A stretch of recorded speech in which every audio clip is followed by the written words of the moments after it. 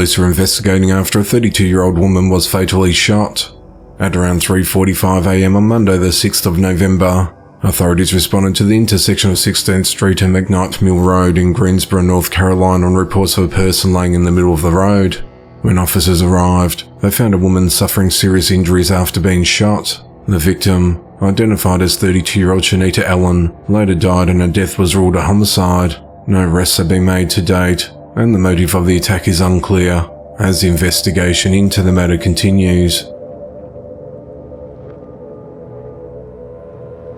37-year-old Johnny Robinson is behind bars for fatally shooting his estranged wife, who had a protective order against him. At just before 4:30 a.m. on Tuesday the 7th of November, authorities responded to a home along Garrick Road in Roseland, Louisiana on reports of shots fired. When officers entered the home, they found an unresponsive woman with a gunshot wound. She was pronounced dead at the scene. The victim was identified as 31-year-old Brittany London. He was a mother of 6 children. Authorities identified her husband Johnny Robinson of nearby Amite as a suspect, and he was arrested. Johnny is charged with second-degree murder and 1 count of violation of protective order, and is held at the Tangipahoa Parish Jail. The investigation into the matter continues. Former Loveland, Colorado police officer 28-year-old Dylan Miller is behind bars for sexually assaulting a teenage girl while on duty. On the 23rd of October, the Loveland Police Department in Colorado was contacted by a 15-year-old girl's family about the assault that took place at Northland Park in Loveland. Investigators said that in late July, Dylan conducted a traffic stop of a car in which several people including a girl were riding in. Several days later, while on duty, Dylan drove into the park at night and saw the girl and another person. He told the other person to leave and asked the victim to walk with him to a secluded wooded area away from the street where he sexually assaulted her. After receiving the complaint, the Loveland Police Department requested that the Larimer County Sheriff's Office conduct the investigation to avoid a conflict of interest, and the girl was interviewed on the 26th of October. The following day, when Dylan arrived for work, he was put on administrative leave while the matter continued to be investigated. Authorities said that after conducting interviews and gathering digital evidence, a warrant for Dylan's arrest was issued. On Monday the 6th of November, Dylan was fired from the Loveland Police Department and he was arrested. He is charged with first-degree kidnapping, sexual assault on a child from someone in a position of trust, misconduct, official oppression, and unlawful sexual conduct by a peace officer. He's held at the Larimer County Jail on a $300,000 bond. Dylan was hired by the Loveland Police Department on the 20th of May 2022. He previously worked for the Durango Police Department from September of 2020 to May of 2022. 22-year-old Eduardo Galvez is behind bars after beating and stabbing his landlord to death during a dispute. The incident occurred at around 2:30 p.m. on Monday the 6th of November, when the landlord had gone to the apartment at 719 Southwest 1st Avenue in Homestead, Florida, to check on his tenant Eduardo, after receiving multiple complaints that the tenant had been creating a disturbance within the complex. Eduardo and the landlord then got into a verbal altercation, which then turned physical. Neighbours heard the commotion and called police. When police arrived, Eduardo opened the apartment door but quickly shut it while yelling obscenities at the officers. Eduardo refused to comply with the officers when they ordered him to open the door, and he barricaded himself inside. Officers eventually made their way inside and found the landlord on the floor covered in blood. The landlord had blunt force trauma and deep lacerations above his right eye, puncture wounds to the left side of his face and neck, as well as a fracture to the back of his head. The landlord later died at hospital and his identity hasn't been released. Eduardo refused to come out of the bathroom but was later taken into custody, though he had to be tased several times. Eduardo was taken to the Homestead Hospital to be checked out and was later booked into their Miami-Dade jail. He's facing several charges including second-degree murder and resisting an officer without violence. On Tuesday the 7th of November, Eduardo appeared in bond court, where Miami-Dade Judge Mindy Glazer ordered him to be held without bond.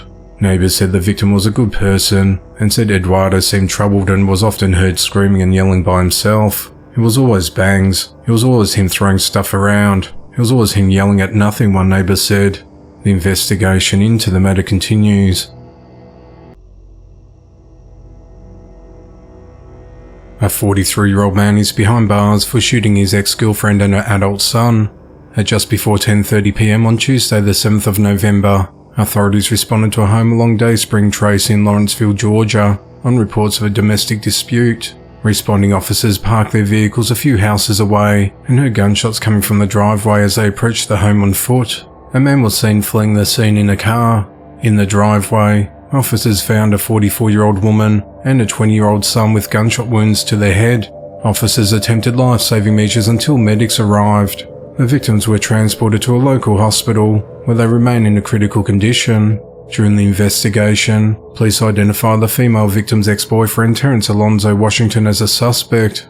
Several hours after the shooting, police arrested Terrence roughly 120 miles away in Warner Robins and charged him with 2 counts of aggravated assault, possession of a firearm during the commission of a felony, possession of a firearm by convicted felon, and theft by taking. Terrence remains held at the Houston County Jail without bond. The investigation into the matter continues.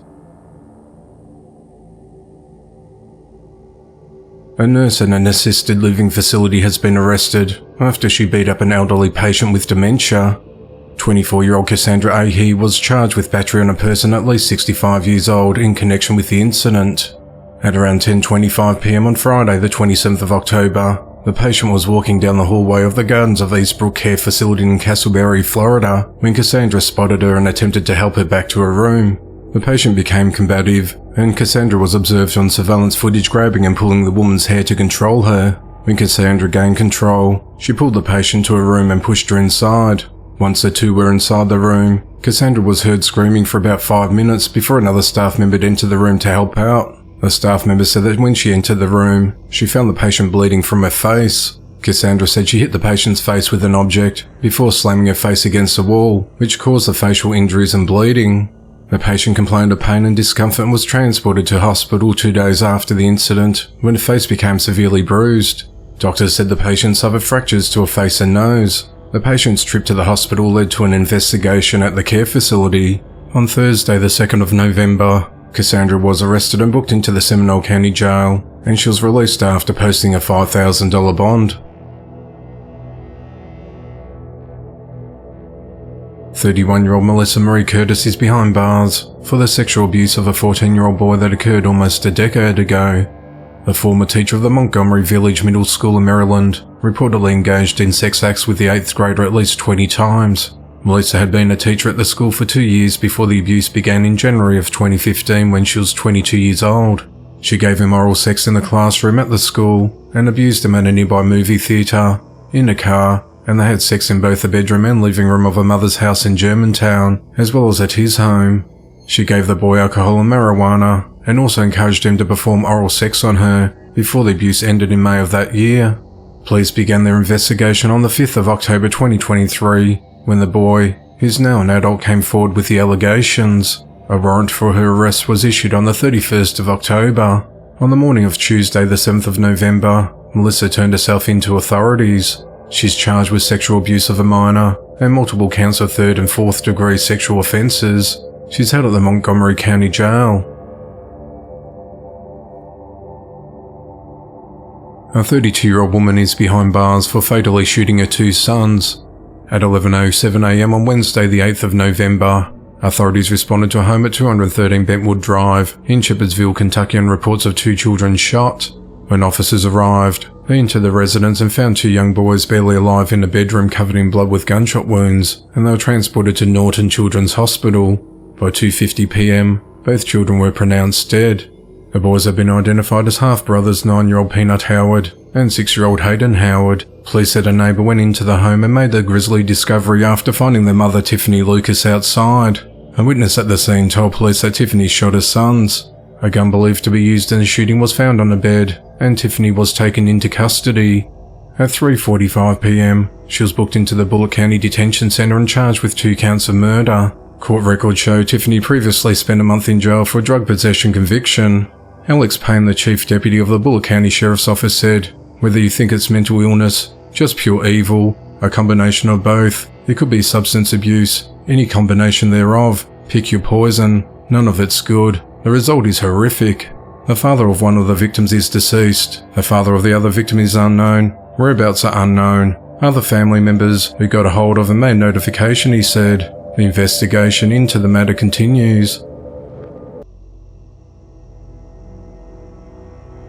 A couple are behind bars after their 4-year-old daughter died earlier this year from long-term abuse. On the 29th of April, police responded to an emergency room in Alvin, Texas, in reference to an unresponsive young girl who had been brought in by a mother, 26-year-old DeJane Bell. The little girl was already deceased by the time officers arrived. Police said the victim's father, 27-year-old Drane Donahue, initially said her daughter fell while playing with her siblings in the courtyard of the motel where they lived. Further investigation revealed the parents took measures to alter evidence at the scene. Police said they observed signs of long-term abuse and called the investigation lengthy and complex, as detectives had pieced together the facts. Autopsy results revealed that 4-year-old Roy Lynn Donahue died of complications of recurrent physical trauma and malnutrition. The medical examiner ruled Roy Lynn's death a homicide. On Thursday, the 9th of November, the couple were arrested at their home and have each been charged with 2 counts of tampering with evidence. Authorities said additional felony charges against the parents are pending. They're held at the Brazoria County Jail with their bond set at $100,000. The couple's 3 other children, including a newborn, have been removed and placed into the custody of Child Protective Services. 32-year-old Scott Allen Ekred is behind bars for repeatedly raping a 13-year-old girl. He's accused of continually abusing the schoolgirl at her home in the 100 block of East Tyler Street in Alexandria, Indiana, between October and December of 2022. Scott is believed to have used a credit card to unlock the girl's bedroom door before pushing her onto her bed, duct taping her mouth and sexually assaulting her. After the assaults, Scott only removed the tape after warning the girl to keep her mouth shut about what happened, reminding her how crazy his family is. In June of 2023, Scott sent the girl partially nude photos over Snapchat in his boxes that included winking emojis. After he sent these images, the girl spoke with family and Alexandria Monroe High School social workers about the molestations. Both the family and counsellors at the school contacted law enforcement. While interviewed, the girl told investigators that there were 2 instances where Scott placed duct tape over her mouth and had intercourse with her. Authorities said they found evidence of text messages where Scott asked the girl if she told anyone, along with a picture of a large wooden knife with her name carved into it, which was taken to be a threat. It was not immediately clear how Scott knew the girl. On the 26th of October, Scott was arrested outside a house in the 300 block of John Street in Alexandria, about half a mile away from where the assaults took place. He's been charged with 2 counts of child molesting, child solicitation and intimidation, and is held at the Madison County Jail on a $100,000 bond. Earlier this year, on the 22nd of July, Scott was arrested and served time in jail for firearm offences and possession of meth, and was later released on the 2nd of October. 41-year-old Reuben Caesar is behind bars for fatally shooting his ex-girlfriend, 34-year-old Fridolin Daniel. Fridolin lived with her 16-year-old daughter at Meadows on the Greens apartment complex at Meadows Circle in Boynton Beach, Florida. At around 8 a.m. on Wednesday the 8th of November, Fridolin dropped her daughter off at school when she noticed Robins was following her. Concerned for her safety, she entered Boynton Beach Police Department and Robins went inside with her. At just after 8 a.m, Fridolin reported to an officer that her boyfriend was harassing her. Authorities have not released additional details about what happened while they were at the station. At 8:55 a.m, Fridolin arrived at the parking lot of her apartment complex and Robins was there waiting for her with a gun. Fridolin was on the phone with her aunt in Haiti at the time of the attack and was heard to say, "Oh, did you bring a gun to kill me?" before she was shot. Neighbours heard gunshots and called police. When officers arrived on scene, they found Fridolin in the parking lot deceased with multiple gunshot wounds, with shell casings strewn on the pavement around her. Surveillance footage captured a black Honda fleeing the area, which was confirmed to be Robins' vehicle. Later that afternoon, Robins was found a couple of miles away at a home he was known to frequent, along the 100 block of Northwest 14th Avenue, and he was arrested. In an interview with detectives, Robins said that he and Fridolin had broken up, and he'd been trying to convince her to be in a relationship with him again, but she refused. Robins confessed to the shooting, telling officers that he couldn't bear to see Fridolin with another man, and that the final straw was her reporting him to police early that morning. He's charged with first-degree murder with a firearm, and he's held at the Palm Beach County Jail without bond. Boynton Beach Police said they've launched an investigation to determine whether the officer who interacted with Robins and Fridolin at the police department prior to the shooting followed procedure. The officer has since been placed on administrative leave. The investigation into the matter continues.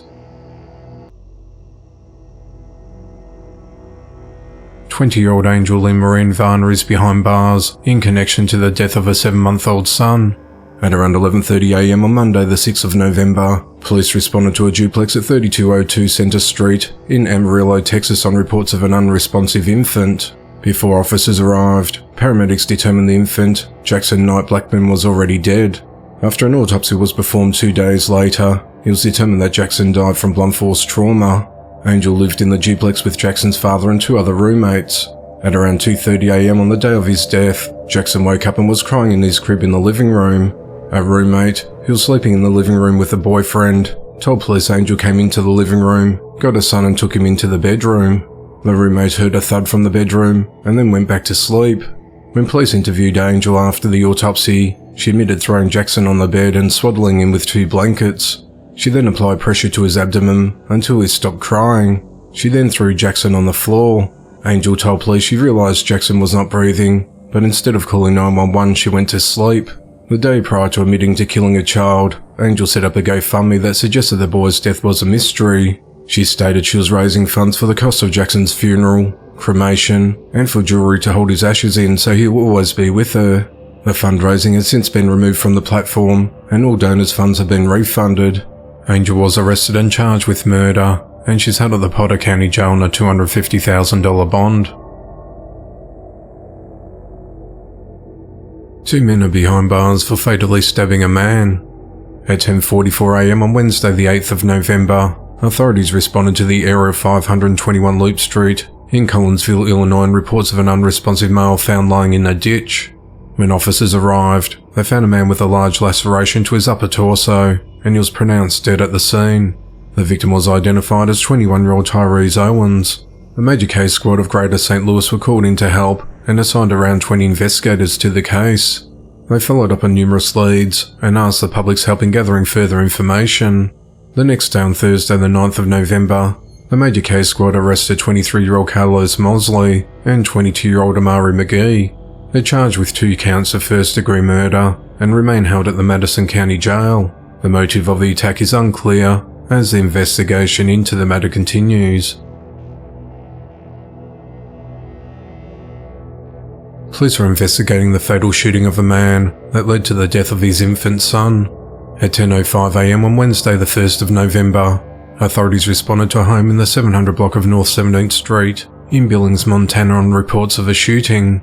A witness told 911 that she saw a pickup truck pull up to the house and started firing multiple shots inside the residence, but said she didn't think anyone was home. When officers arrived, they found at least 25 shell casings outside the home, and officers continued to investigate. When officers could not make contact with anyone in the home, they forced entry and located a deceased man with gunshot wounds to his torso. They also found an unresponsive infant pinned underneath the man's body. Authorities said it appears the man was holding the infant and collapsed from his wounds and fell on the child. Medics transported the child to a hospital where he was pronounced dead. The man was identified as 31-year-old Kenneth Morrison and the infant as Tatik Morrison. Tatik died just 1 day before his first birthday. Investigators obtained a description of the suspect's vehicle and located it parked behind a house on the 300 block of South 28th Street. Witnesses reported seeing people get out of a pickup truck and run into a home, and others running out and into another nearby house. Both homes were locked down and a SWAT team were called to the scene. After about 5 hours, 10 people exited the house and were taken into custody, but no arrests have been made in connection to the shooting. The investigation into the matter continues. 18-year-old Mauricio Quinteros is behind bars for fatally shooting a man because he flirted with his girlfriend at a party. At around 2:20am on Sunday the 5th of November, authorities responded to a home in the 1600 block of North Betty Lane in Las Vegas, Nevada after receiving multiple 911 calls that a man had been shot. When officers arrived, they found an unresponsive male victim in the backyard with multiple gunshot wounds. Medics pronounced him dead at the scene. The victim was identified as Michael Regino Perez. Officers secured the scene and obtained witness statements and video surveillance from neighbours. During the investigation, Mauricio was identified as a suspect. Police said that the victim was attending the party when a physical altercation occurred and the suspect shot him before fleeing the scene. Detectives spoke with a witness who said she was hanging out with Michael at a party having drinks by a fire pit. She told police that she invited a friend and gave her the address through Instagram. At around 1:20am, a friend arrived with her boyfriend Mauricio and 2 other unknown women. A second witness told police that Mauricio already seemed drunk when he arrived. The first witness told police that at one point in the night, Mauricio approached Michael and confronted him about hitting on his girlfriend. Mauricio asked to speak to Michael privately by the side of the house. He then punched Michael in the face, then took a few steps back and pulled out a black firearm from the front of his waist area before shooting him. Once the victim was on the ground, Mauricio shot him multiple times. In total, the witness said that the suspect fired 5 to 7 rounds. Mauricio then yelled for 2 people to get into his car and fled the scene in a blue Dodge Challenger. Investigators collected evidence from the scene, including 640 caliber cartridge cases, assorted cans and bottles of alcohol and liquor, and observed blood as well. At 2:18 p.m, authorities located Mauricio and his girlfriend at the Westgate Resort and Casino. While taking Mauricio into custody, police found a black .40 caliber firearm in his possession. The weapon was removed from his front waist area and secured. Mauricio is charged with open murder and is held at the Clark County Detention Center without bond. The investigation into the matter continues. 20-year-old Dakota Grilly is behind bars for fatally shooting his girlfriend Trisha Renee Cole. At 9:55 a.m. on Thursday the 9th of November, a family member called 911 to report that Dakota shot Trisha with a long rifle along Coyote Drive in Clover Township, Pennsylvania, and was intending to provoke a lethal response of suicide by cop. At 10:25 a.m, police arrived at the scene and spotted Dakota nearby. They instructed him to freeze, but Dakota defied the orders and discharged 2 rounds from his weapon, triggering police to return fire. Dakota then fled in a Ford pickup truck. Dakota travelled a short distance before crashing his vehicle into a wooded area on Dickey Road and then fled on foot. By 11:35 a.m, authorities had Dakota in custody and transported him to Penn Highlands Hospital. While there, he threatened the lives of medics attempting to treat him. During an interview with police, Dakota admitted to shooting Trisha with a rifle, saying, "I fucking shot her." When questioned about the weapon's whereabouts, Dakota laughed and said it was in my hand. The gun believed to be used in the shooting was later discovered in Dakota's crashed vehicle. At around 1:35 p.m, authorities returned to Coyote Drive and found Trisha's body. She had a gunshot wound to her head and a tire track over her body. Dakota's charged with criminal homicide, murder and 2 counts of terroristic threats. Dakota remains held at the Jefferson County Jail with bond denied. The motive of the killing is unclear, as the investigation into the matter continues. 18-year-old Jalen Elliott Joseph is behind bars for shooting his 20-year-old brother over a video game. In the early morning hours of the 9th of November, authorities responded to the Pelican Isle Apartments complex in Sebastian, Florida on reports of a disturbance between brothers arguing over a PlayStation. Jalen was reportedly upset that he lost to his older brother while playing an NBA video game. After investigating and determined that no crime had been committed, the officers had gone back to their patrol vehicle in the parking lot and heard a gunshot. They then saw Jalen running from the apartment, followed by his father who was shouting that Jalen had shot his brother in the chest. The officers gave chase and eventually apprehended Jalen in the woods at around 3 a.m. They also recovered the handgun used in the shooting. The victim, his name has not been released, was transported to hospital where he remains in a critical but stable condition. Jalen's charged with attempted murder, possession of a firearm by convicted felon, grand theft of a firearm, and resisting arrest without violence. He's held at the Indian County Jail on a $655,000 bond. The investigation into the matter continues. A couple injected their 1-year-old daughter with meth after she suffered severe burns, and then abandoned her at a local hospital. 31-year-old Amanda Mann and 30-year-old Dustin Michael Lawrence of San Antonio, Texas, are charged with abuse, endangering a child, risking bodily injury, and related offences. On the evening of Friday the 3rd of November, Amanda was cooking spaghetti when a pot of boiling water spilled over onto the infant's body and face, causing severe burns. Instead of seeking medical help, Amanda contacted Dustin and asked him to bring home burn ointment. After applying the burn ointment to the girl's skin, the couple injected her with meth to mitigate the pain so she could sleep throughout the night. The following morning, when they pulled the sheets off the baby, her burns were so severe that parts of her skin peeled off and stuck to the sheets. The girl started having trouble breathing, so the pair did chest compressions. It wasn't until Saturday night, more than 24 hours after the incident, that they contacted a male family friend who convinced them to take the girl to a hospital, which they did before abandoning her there. Doctors said the infant suffered burns to 17% of her body and that she presented with 14 to 18 syringe marks on her skin.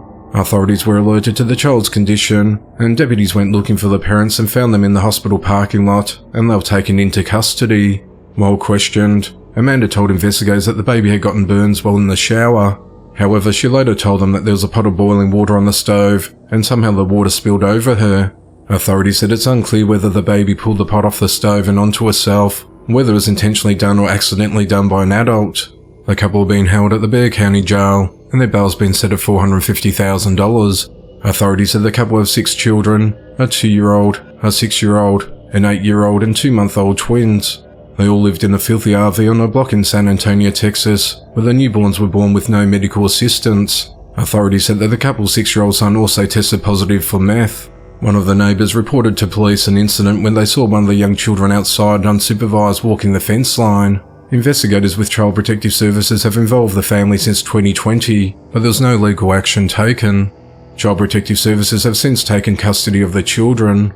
Authorities said the baby girl is in a critical condition fighting for her life. The investigation into the matter continues. Police are investigating after a 28-year-old man was shot outside an apartment complex.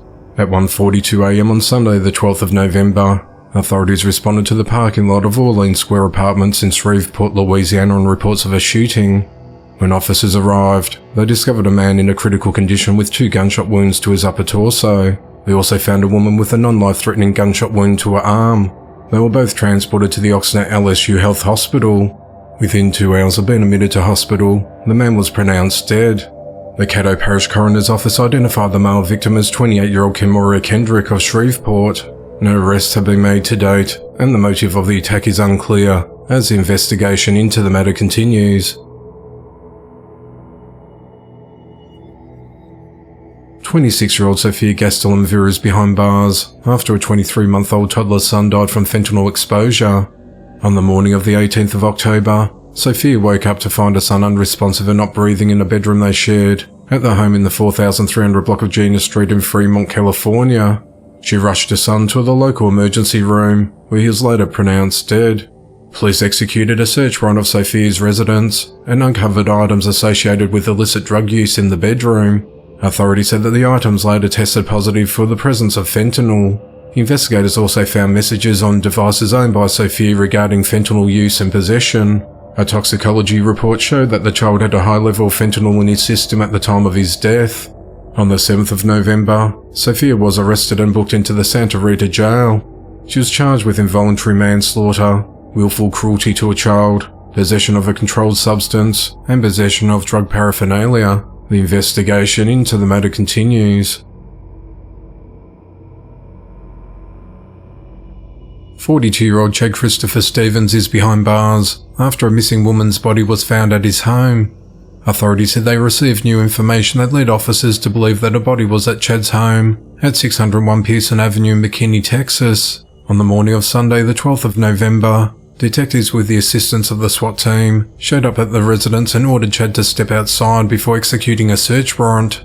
Police searched the property and located the body of 35-year-old Heather Louise Swab inside the home. Law officials were seen leaving the premises carrying a fridge and a body bag. Chad was arrested and charged with felony tampering with evidence with intent to alter or destroy a human corpse. He's held at the Collin County Jail with bond set at $150,000. Chad has a criminal history and has been arrested 24 times in Collin County, including charges for assault, theft and drug offences. Heather's family, who reported her missing recently, said that Chad was her boyfriend. Neighbours said that Chad kept to himself and acted awkward and skittish around them. Police have released limited information on the case as the investigation into the matter continues. On Saturday the 11th of November, 31-year-old Taylor Ashley Orringdorf of Columbia, Missouri was arrested and charged with child abuse. A warrant for her arrest was issued on Friday the 3rd of November after a person close to the child noticed bruising and reported it to social services after the child told them that Taylor was pushing them down and hitting them. Taylor also allegedly hit the child with a pink toddler's high chair because she suspected the child spoke with social services about the abuse. Taylor's held at the Boone County Jail with bond set at $5,000 on the condition that she does not have contact with the victim or go within 500 feet of the victim's home. Taylor's relationship to the child is unclear as the investigation into the matter continues. 20-year-old Stephen Freeman, who is accused of murdering 62-year-old Gabrielle Seitz in 2022, faces new charges after authorities say he broke into the victim's home in Roseville, Michigan, and committed criminal sexual conduct.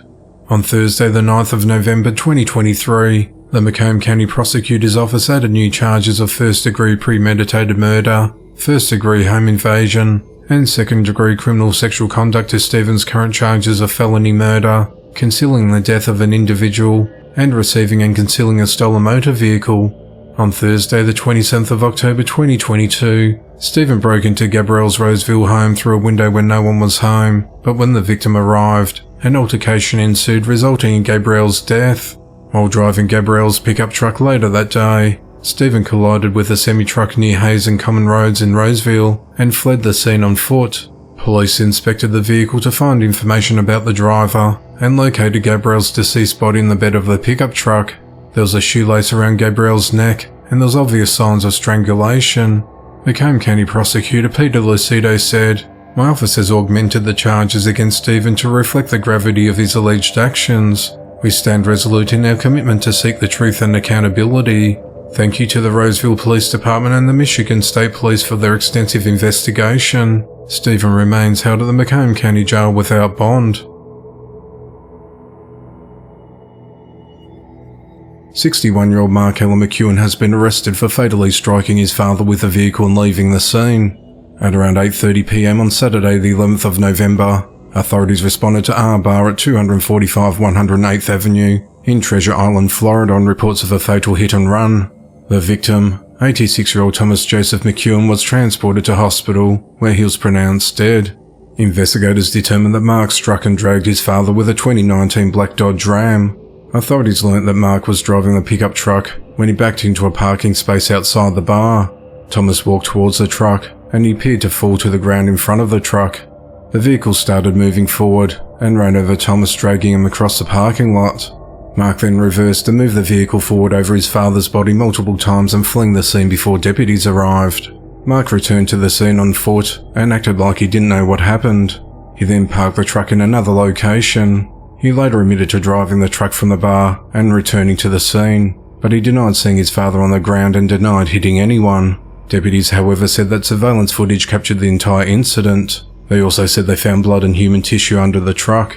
Deputies took Mark into custody that night, and he was booked into the Pinellas County Jail on a charge of leaving the scene of the crash involving death. He was released on a $50,000 bond the next day. The sheriff's office noted that impairment appeared to be a factor in the crash. The investigation into the matter continues. 30-year-old George Hill and 31-year-old Samantha Hill are behind bars for locking multiple children in a bedroom without adequate nourishment. On Tuesday, the 12th of September, authorities responded to the couple's home at 169 Harrison King Lane in Berry, Kentucky, and reported possible animal neglect and a welfare check on the children at the home. A deputy said that the smell in the trailer nearly caused him to vomit and that they had malnourished dogs outside. There was no electricity to the home and there were clothes and trash scattered throughout the premises. Authorities later determined that the couple locked 5 kids in a bedroom for extended periods of time with limited food, water and no restroom breaks. Madison County Deputy Michael Stott said the children had been placed somewhere safe out of harm's way and are reportedly doing well. On Thursday the 9th of November, George and Samantha were arrested and charged with 5 counts of abuse and 5 counts of unlawful imprisonment and were booked into the Madison County Detention Center. They appeared in court on Monday the 13th of November and pleaded not guilty to the charges. The investigation into the matter continues.